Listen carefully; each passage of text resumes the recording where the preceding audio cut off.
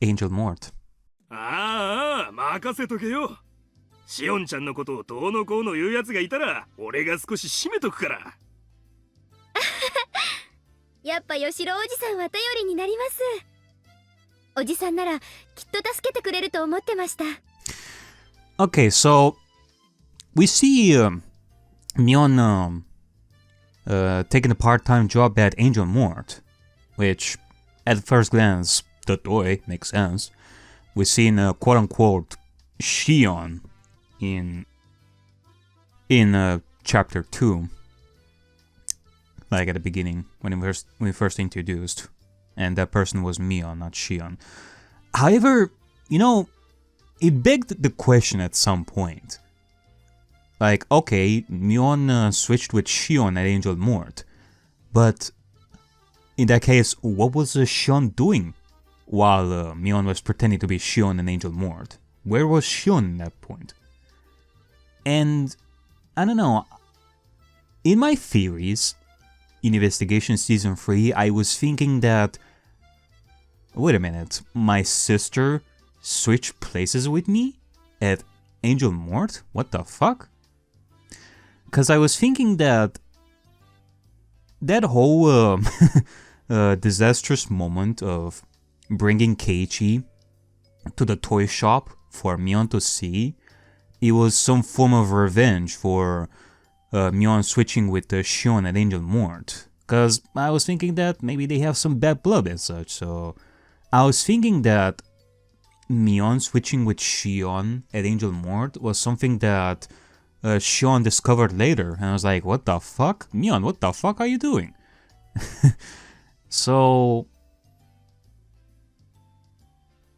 it was confusing for me. It's like, what was Shion doing during those times when Mion switched places with Shion?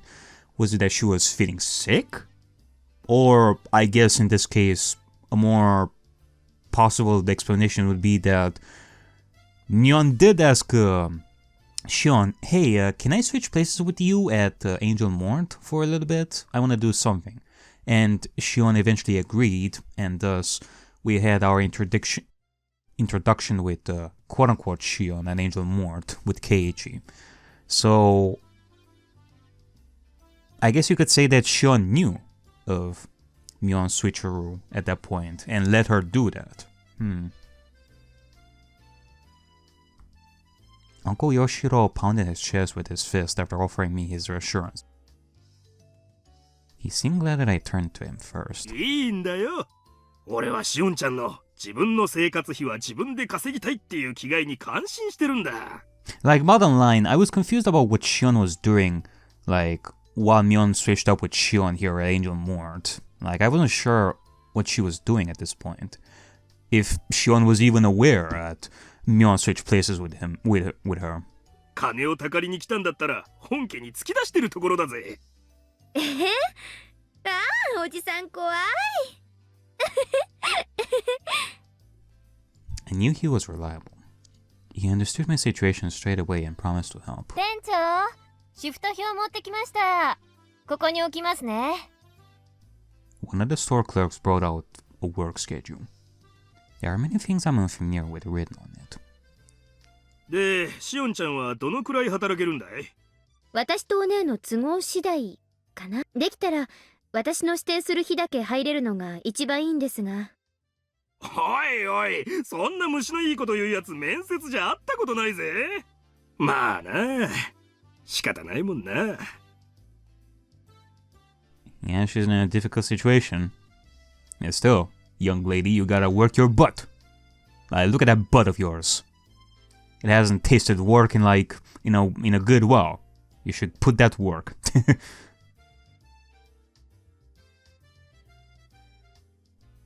I'm depending on Mion for my work. Our schedules have to match. Of course, Uncle Yoshiro understood that. But I also knew he couldn't afford a selfish part-timer who only works when she wants to.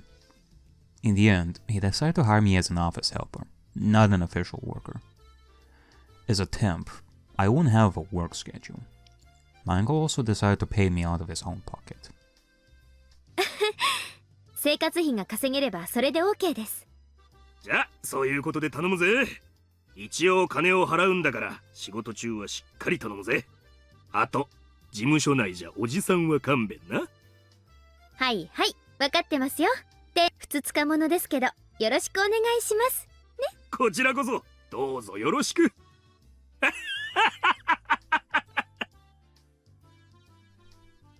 Once all the business talk was over, my uncle hounded me with all kinds of questions.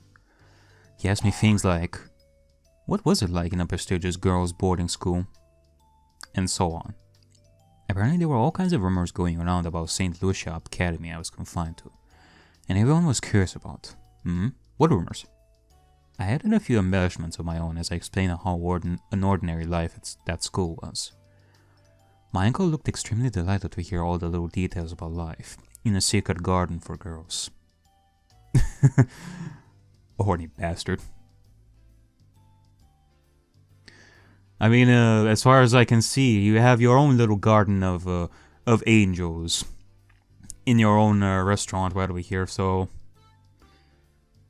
that's once my uncle was satisfied, it was my turn to ask all kinds of questions. I wanted to know if anything peculiar had happened while I was gone. I won't be able to act like Mion unless I can fill in the gap information left in the past 2 years. そんなに大きく変わったことはないな。2 years? 1980, 1981, 1982. So she enrolled in 1980. That was a year after the dismemberment, it seems. ダム戦争が終わってからこっちはもうそりゃのんびりしたもんさ。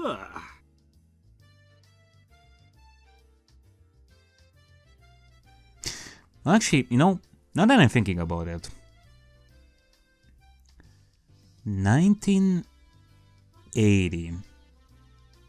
How old was Satoshi when he disappeared?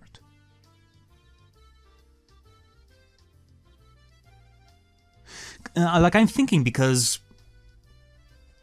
Shion being at St. Lucia for that long, for like 2 years, is pretty interesting because as far as I can see, she couldn't have like any external contact like either, and that includes Satoshi. And you know how I had those theories of how maybe Shion had some feelings for Satoshi, thus it created this quadruple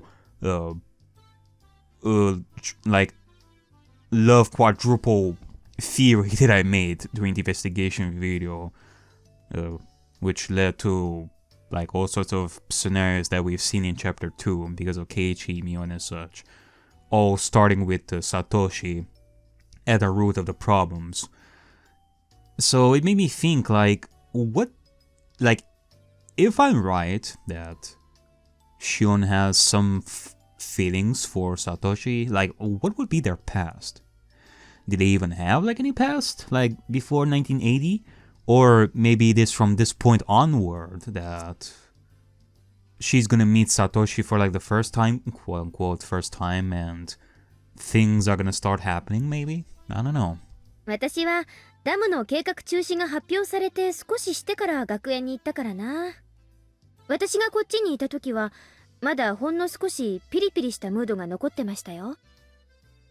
中止発表の後の1年くらいは同盟も計画は凍結されただけで中止になったわけじゃないって言って神経質になってたんだけどな。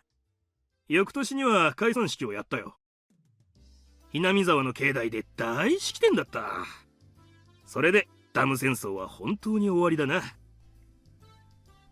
So it was exactly when Shion enrolled, like after 1970, like in 1980. じゃあ、私が閉じ込められたすぐ後だ。Yeah, basically, yeah. Because in 1979, the dismemberment happened. That was the big thing that cancelled, like, the project entirely. But it took like a year for it to officially be cancelled. And that's when Shion was enrolled in school. 戦争も終わっちゃって、みんなふぬけちゃった感じ？シオンちゃんなんかはダム戦争は戦争ごっこみたいで楽しかったんじゃないか？子供たちが警察のお世話になるたびに引き取りに行っていろいろいじめられた大人の身にもなってくれよ。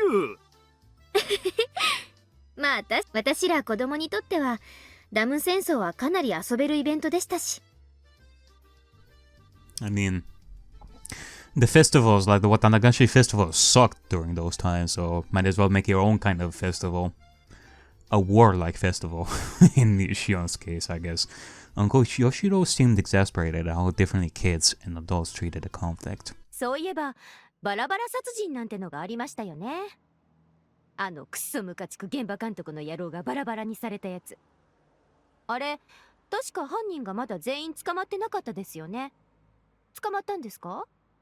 ああ、確か初犯がまだ捕まってねえんだよな。そうそう、確か捕まってないはず。しかもHinamizawaの守り神Oyashiro-samaを祀る綿流しの晩にね。当時Oyashiro-samaのたたりだって騒がれたのを覚えてます。あれ子供的には結構怖かったな。ああ、お社様のたたりね。その翌年にも起きたんだよな。そうそう、あれも怖かったですね。何でしたっけ、ダムの賛成派の男が事故で死んだやつ。北条だっけ。しかもまたしてもお社様を祀る綿流しの日に。これはもうたたりしかありえないってずいぶん騒いだっけ。あれは怖かったです。うんうん。The construction manager that everyone hated was killed and dismembered on the night of the Watanagashi festival. That instant on its own was more than intense enough for us kids. Worse, part of his body was never found, which made it almost a ghost story amongst us. We seriously believed that the severed right arm was roaming in search of the body it belonged to. It didn't take long for the rumor of Oyashiro-sama's curse to become a topic of discussion among the occult researchers and the like. Considering the circumstantial factors, even so, the rumors faded away after about a year. After the dam project was officially frozen, we held Watanagashi purely as a festival. But the curse struck again. The victim was a pro-dam activist who lived in Hinamizawa, by the name of Hojo. He and his wife were on a trip when they fell from a cliff to their deaths. It was considered an accident. Technically, police were still searching for the wife's body. If I remember right, they never did find it, did they? Once again, the man most worthy of Oyashiro-sama's curse fell victim on the night of the Watanagashi festival. So the fuss over Oyashiro-sama's curse rose up again. Until then, Oyashiro-sama wasn't considered very important. At least in the role of us kids, it was just the name of the object of worship in the shrine. Nothing more than that. I'd seen boys peeing on the archway, and I once stuck my hand into the offertory box. The existence of a god didn't matter much to us. But after 2 consecutive occurrences, the kids no longer doubted the existence of a curse. We were all shaking in fear of Oyashiro-sama. Everybody suddenly became interested in the old stories about him, too. We quietly listened to the musty old stories the elders had to tell. And we started genuinely believing the tales of Oyashiro-sama's miracles, which any of us would have laughed away before. Oyashiro-sama's rules were awfully simple and clear. Enemies trading into Hinamizawa will be cursed. And villagers living in the village will be cursed. What defined the village was terribly vague. Were we never allowed to leave Hinamizawa village? Was going to Kinomiya still safe? Was a single step enough to be out?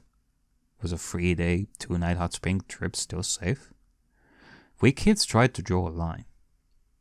I mean, hell, you, Shion, went to St. Lucia for like 2 freaking years away from Hinamizawa, so it was decided in the end that if you had a house in Hinamizawa or Kinomiya, you were safe. and it was okay to go on trips if you had a house in either area. I know it's weird, but those rules were made up by kids after all. According to the rules, I'd be cursed, since I lived at boarding school in such a remote area. I can't say it out loud because I felt embarrassed, but in fact, I was a little scared of the curse. でさ、その翌年にも起こったんだよな。Yeah, like Oyashiro is very like he's not good with following rules, it seems. やっぱり2年連続ってのは結構きますよね。私は今でもお社様は信じてるな。シオンちゃん、2年なんてもんじゃないよ。知らないの？ Yeah, I guess Shion doesn't know about the death in 1981. About the priest's death. 知らないですよ。何の話？そっか。But I am curious if, like, again, is this happening like after? Like, this is 1982. Is this conversation happening like after his disappearance or before? It makes me think if Yoshiro is going to end up talking about Satoshi as well or not. Let's see. Right now, he's definitely going to talk about the priest. シオンちゃんはあれの直前に学園に行っちゃったんだもんな。知らないよな。Uncle Yoshiro grimaced as if he said too much. As though he'd mentioned something I should know about. 何おじさん。そこまで話を振っておいて、急に黙られると面白くないですよ。まあ、シオンちゃんももう小さい子じゃないもんな。おじさん、私を見てまだ小さい子供っていうのなら、眼科行くか回し蹴り食らうかのどちらかを選んでもらうことになるんですけど。もう、わかったよ。別に隠しゃしないよ。あったんだよ。その後も。あったって？おじさん、さっきから何の話？ Tick. When I was very little, I always had this tick before I heard something bad. It was like a gnome who lived inside me was giving me a warning. Like he was poking me with a small needle. When I felt this tick before my parents called me, they'd always either chide me or tell me something bad. So I used to run away when I felt it. But my senses seem to have grown dull over the years. Even though my gnome poked at me, I just sat there. 実は賛成派の北条が転落事故で死んだ次の年にもな。つまりは去年なんだが、またあったんだよ。あったって、また綿流しの日に？ 3 年連続で？また？そうなんだよ。ほら、hinamizawaの神社あるよな。古出神社。あそこの神主が祭りの夜に突然ぽっくりいっちまってよ。聞いた話じゃ原因不明の奇病で急死したとかしないとか。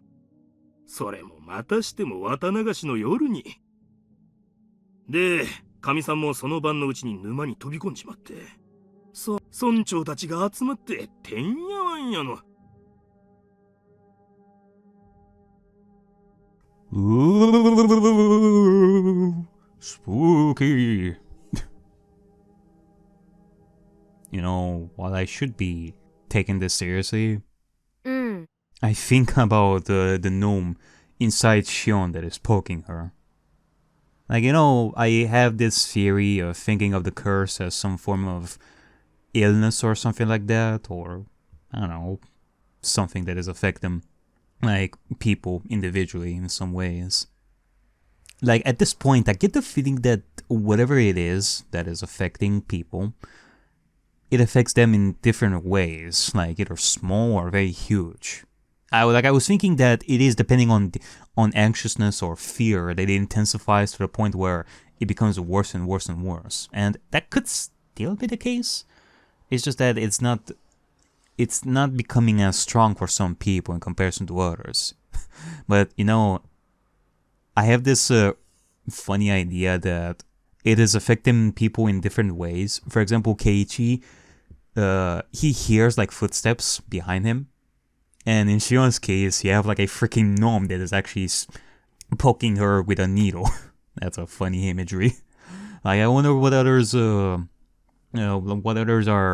affected with. Is Rena actually having like Oyashiro just whisper in her ear, trying to annoy her like every single time? I wonder with what? What is Oyashiro annoying Rena with? 奇病ってのはおひれだと思うけどね。急死したってのは本当。神主さんは綿流しの準備で大変だったと思うし、あの頃は少し体調崩してたみたいだからね。急性心不全とかそういう感じのよくあるやつだったんだと私は思ってるけどね。でも綿流しの日にってのが異常でしょ？ Again, I'm not taking this moment seriously. I'm still thinking about Oyashiro just annoying Rena. Like, I don't know, maybe he's doing some meme dance in the distance, and Rena is slowly but surely becoming crazy and crazy the more she sees Oyashiro dancing in the background, doing like Fortnite dances. That's why we've seen Rena become more and more of a demon through time. It's because of Oyashiro doing stupid stuff like that. And asking Rena, hey, wanna play Fortnite? Wanna play Fortnite? Wanna play Fortnite? Like on and on and on. And Rena is like, stop it! It doesn't even make sense. We are in 1983, goddammit. Fortnite is not even something that exists until like 2010s or something like that. Oh, when did Fortnite get first released? I don't fucking know. I don't care about that game. それも3年連続で。普通に考えたら人の死がこうも同じ日に重なるなんてことは考えられない。警察も検視したみたいだけど、その後に特に騒がなかったってことは死因に不審な点はなかったってことじゃないの？まあでもシオンの言う通り、人の死が3年も続いて綿流しの日に重なるとやっぱり普通じゃないって思うね。それにさっきお姉も言った通り、お社様にたたられそうな人ばかり開始する。これは絶対に何かあります。たたりでも陰謀でも、とにかく絶対裏に何か因果関係がある。I decided to meet up with Mion at the library near the Okinoya train station. It's not that I don't trust Mion, but I don't want to let her know where I live. Yeah, not many people use this library, so I won't see anyone from Hinamizawa here. It's very convenient for meeting someone in secret. I mean, I guess it makes sense. The only time that we've been here in the library was actually in chapter 2 when we went with the Shion here and we found Oishi. So I guess you could say that this place is something that is a place that Shion frequents from time to time to be alone. After we discussed my life plan and work schedule, we moved to small talk, because otherwise we have never been here before. I've been away from this town for years. Things have changed. I asked Mion about those changes in detail, in order to fill in the gaps. While talking about various things, I brought up what Uncle Yoshiro had told me about Oyashiro-sama's curse.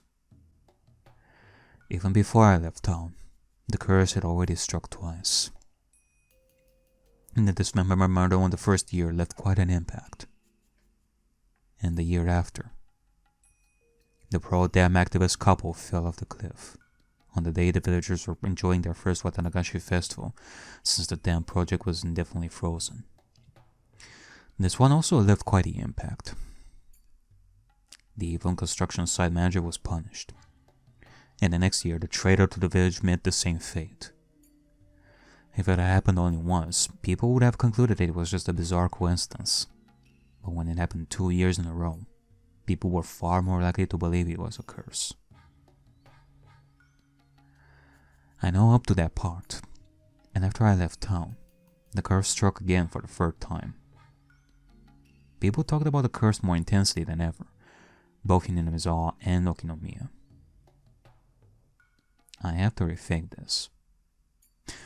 You know, I think I brought that up before, but... And the story also talked about this, especially in the first chapters of how, okay, the murders, like, over the course of the years, like the first years made sense. Like, they were in favor of the Dan construction, so they would be punished for their treacherous ways and such by getting killed doing Watanagashi. But the more years went by, the more they made less sense when it comes to Yashiro's wrath. Because what did the wife in 1982 have anything to do with the curse? Like, with the Dan construction? Did the priest also make some treacherous moves? I don't know. Oyashiro-sama's curse has drastically gained credibility while it was away. It was still unclear with the first two incidents, but after it continued for 3 years straight, people's doubts changed to convictions. Even though the priest who died on the third year wasn't an enemy of the villagers, the fact that people in Hinamizawa didn't care for him much added even more credibility to the idea.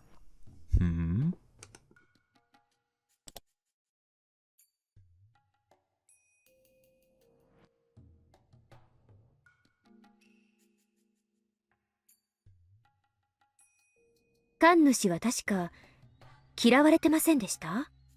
同盟の役員から。日和見主義なんじゃないかって叩かれてたね。戦争末期は同盟内でも過激な理論がまかり通ってたから。神主さんの穏健な態度はそういう人たちにとって気に食わないものだったと思うね。I guess that would be like a surface level explanation for why he would be punished as well.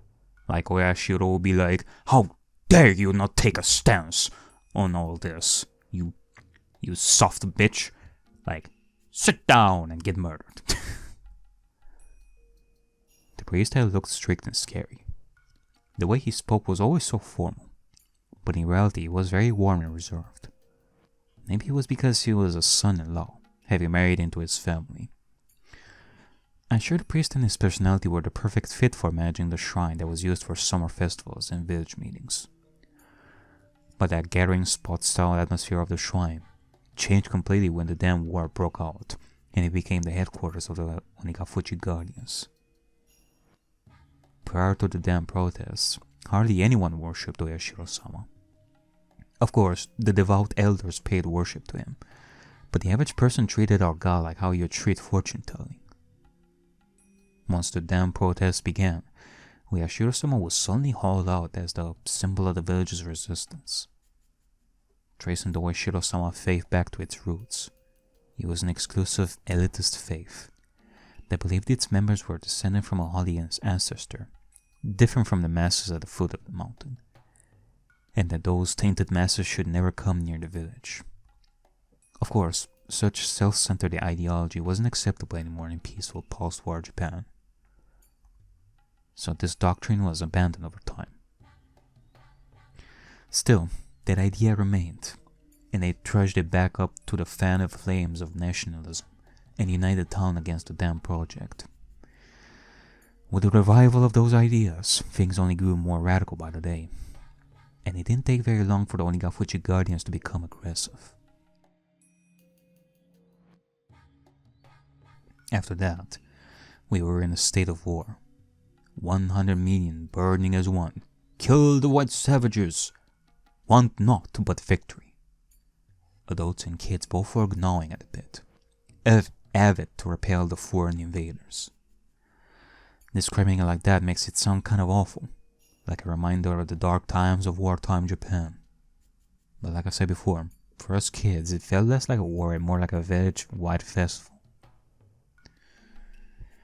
Yet despite calling it a festival, dissenters were treated coldly. Their heartlessness lived up to the expression, wartime regime. The Hojo couple who voiced their acceptance of their damn project in the midst of that atmosphere were truly brave. Then on the second year of the curse, they died in an accident, and everyone believed it was Oyashiro-sama's curse without exception, and everyone believed it was Oyashiro-sama's curse without question. So they were branded traitors and enemies of the village. The Hojo couple faced worse than just being ostracized as traitors. Everyone gave them the cold shoulder and talked behind their backs. The only person who didn't treat them badly was the priest. While the priest never objected to the anti-dam movement, he also never objected to the Hojo couple's advocacy for accepting the government's eviction and restitution to rebuild new lives. "Those unforgivable Hojos" became a slogan as the three families, especially the Tsunozakis, united the village by turning them into scapegoats. So they must have found it very shameful to have a fellow member of the three families approve of that, especially when it was the priest of the shrine that had become a symbol for the dam protests. As central figures in Hinamizawa, the three families were the backbones of the Wanikafuji Guardians, so a difference of opinion was undesirable, and the priest was never accused of anything. But secretly, people whispered that he was a heretic, that he was unfit to serve as Oyashiro-sama's priest, that Oyashiro-sama's curse would soon strike him down, along with other rumors. 今にして考えると、神主さんって結構大人だったのかもねって思いません？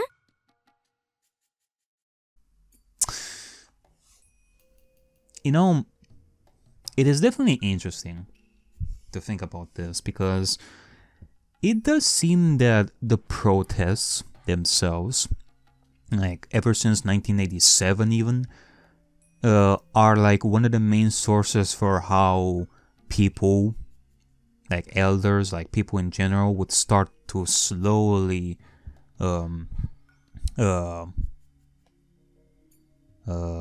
think about Oyashiro more and more and more over the course of the years. Whereas previously, it does seem that Oyashiro was nothing more than just a simple god that they would pray to, and that's it. Like before 1978, they probably didn't think much about wraths and punishment and or doing like rituals and such. It is only after like 1978, like especially 1979, that things have started to become serious, and Watanagashi itself was starting to become serious to the point where they would do like a dancing ritual that Rika would do, and if she didn't do it right, then Oyashiro would curse people or something like that. However, at the same time, it does seem that people's like admiration and like favoritism and like praying for Oyashiro and such, it has started with Rika like much early on as well. Like they adored Rika ever since even that point that she is praised as like as a very important person in the Furude family, that she would bring salvation and stuff like that. Like I don't know, like basically they were treating Rika like favorably, like a lot, even at that point. So it feels like a contradiction. I mean, if it's just the elderly, I guess I can understand that, because even the elderly would think of Oyashiro a lot more, even during those times. Whereas throughout the years, like after 1979, even the younger generations, like adults, like young adults and children, would start to think more and more in tune with the elders about Oyashiro and such.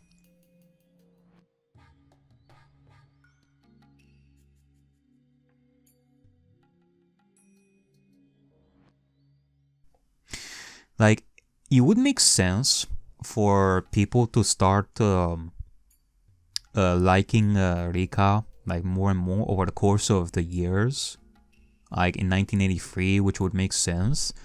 But they really started paying attention to Rika even in 1978, as we've seen. Like, they would treat her very, very well.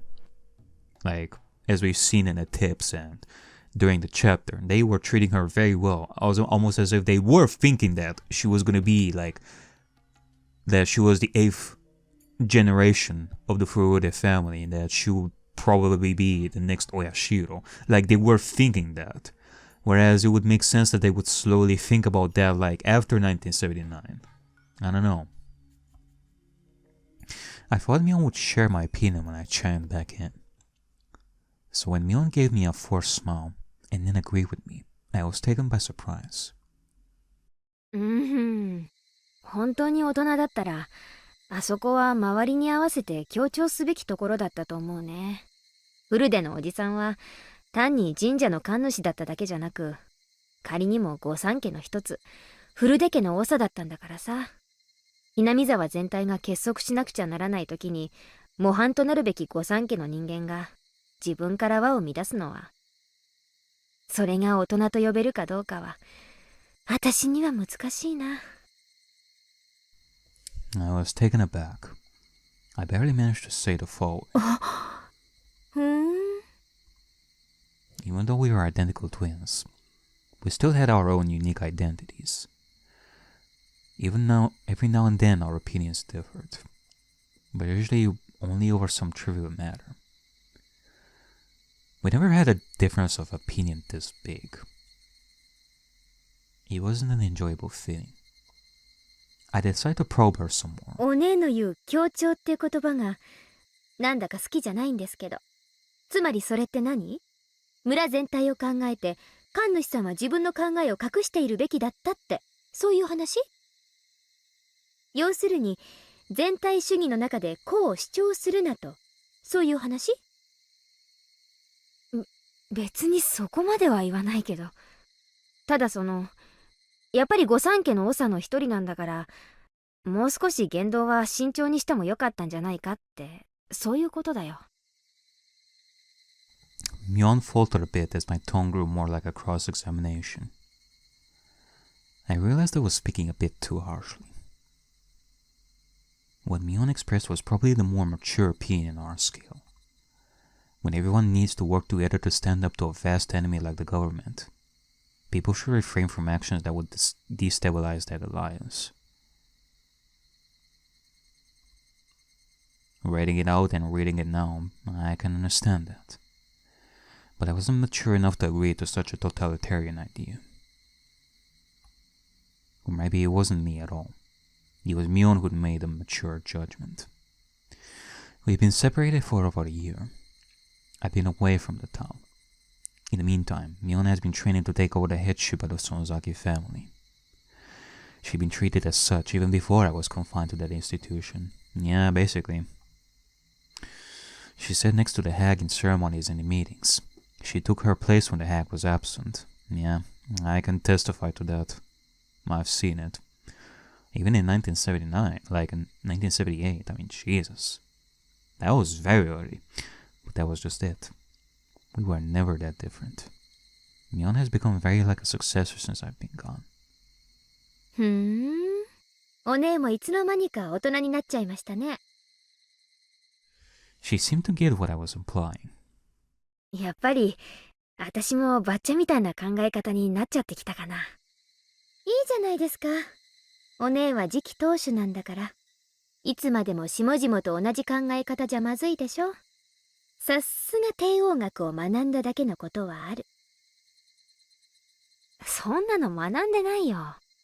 どうやればバッチャのふりができるかって、それだけだよ。シオンにだって簡単にできるよ。そんなのやりたくないです。ばあさんのおもりはミオンのお役目。ま、疲れない程度にほどほどに頑張りなさいませ。I didn't mean to be cold. Mina seemed to take it that way. She smiled as if trying to pacify me. I smiled gently back at her. おねえ。うん。ミオン。何？確かに私たちの別離はいつも穏便じゃなかった。名前を引き離され、住まいを引き離され、そして体を引き離された時もいつもね。Mion looked down with a serious face, but then looked right back up. あんたは私がそのあたりで逆恨みしてるんじゃないかって思ってるかもしれない。でもそれは誤解。そりゃ確かに確執はあったよ。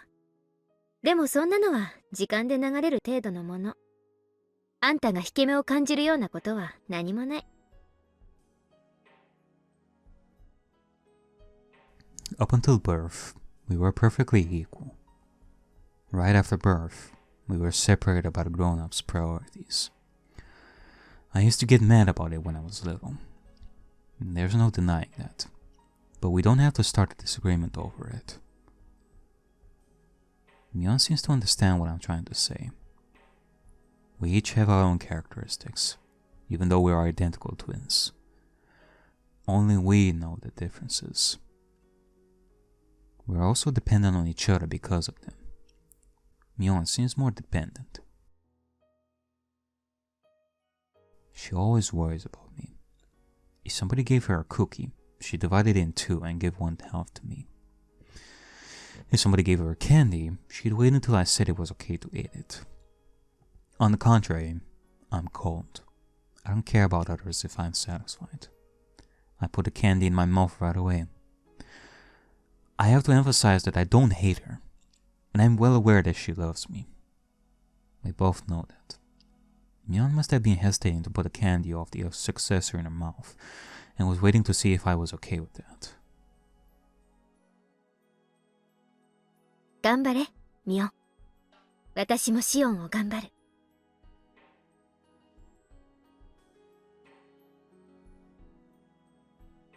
I tapped her forehead with my fist, lightly. Mion put her forehead against my fist, as if trying to feel the warmth. She's Mion, and I'm Shion. She is the successor of the Sonozaki family, and I'm just a vagabond. That isn't a distinction, but rather our individuality. We shouldn't worry too much about the other anymore. We should feel relaxed, living as who we are, with our own characteristics.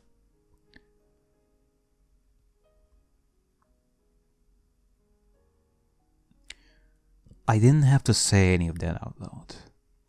We can communicate just by touch, just like this. ありがとう。シオン。頑張ろう、ミオン。困ったことがあったらいつでも相談して。私たちはいつだってそうやってきた。それはこれからも何も変わらないよ。うん。Mion kept nodding, with her forehead against my fist.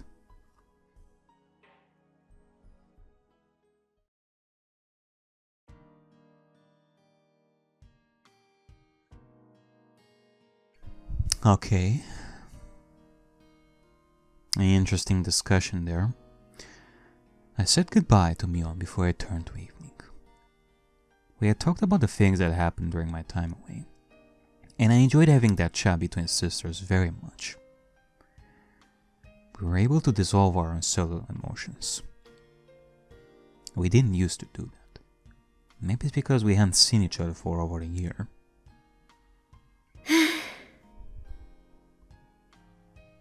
It was late afternoon. My heart felt lighter now. I stretched and looked up at the sky. The sky was clear, blue, and far away. No matter how tall I grow, I'll never be able to touch that sky. I'm Shion Sonozaki, a girl who escaped from the life she was forced to live. Nobody will praise me for what I did, for what I'm going to do, and for what I'm going to do. But this is what I chose. なんだ。私だって大人な考え方できるじゃない。I have psyched myself up. I should go shopping for dinner. Though I have Kasai's help, I need to save money. I love junk food, but it would be cheaper to cook. Ironically, the culinary classes from that evil school will come in handy. You know, I did mention that this whole business with Mion and Shion switching places, it is a bit complicated, and it's not something that you can easily pinpoint and such. And especially right now, I cannot say that I have any evidence towards it when it comes to what I'm about to say right over here, but the same way that I'm thinking that Mion and Shion switched places like a few times during chapter 2, I get the feeling that Mion and Shion, they switched their lives on a much more grander scale. Like, we talk about how Shion finally is free after escaping from St. Lucia. Maybe the same way she set herself free after switching places with Mion like a long time ago. Like, definitely. I brought up that possibility of, hey, maybe Mion is actually Shion and Shion is actually Mion like this entire time, like during the investigation video, which I put it as a weird possibility slash band-aid solution to like the confusion that I had back then when it comes to like the end of chapter 2. Like, if they switched places, why is it that during those desperate times you're still calling her Mion and this person is calling the other person Shion as such? And I was thinking maybe it's because Shion is Mion and Mion is Shion, like, and they switched places like a long time ago without anybody noticing. And this Mion and this Shion right over here is actually, like, originally the name given to her by birth was Mion. So it kind of makes me think that quote-unquote Shion setting herself free is not restricted just to escaping from St. Lucia, but from the life that she would have had if she had stuck as the leader of the Sonozakis. That if they didn't switch their lives, this person right over here that is walking down the road would have been the head of the Sonozaki, and the other person that is now a future head of the family would have been free instead. Like, it makes me think that there's that kind of possibility.